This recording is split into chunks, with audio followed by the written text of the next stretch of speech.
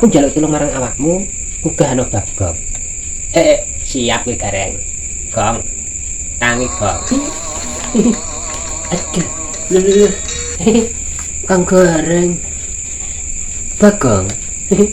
Dalam Kang Gareng. Lagi kepiye ta Bagong?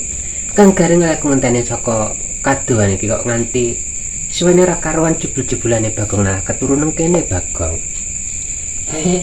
Ngene lho Kang Gareng. Aku sak temene ya wis sampe mangkat. Tapi nan aku ngantuk Kang Gareng. Aku ngantuk.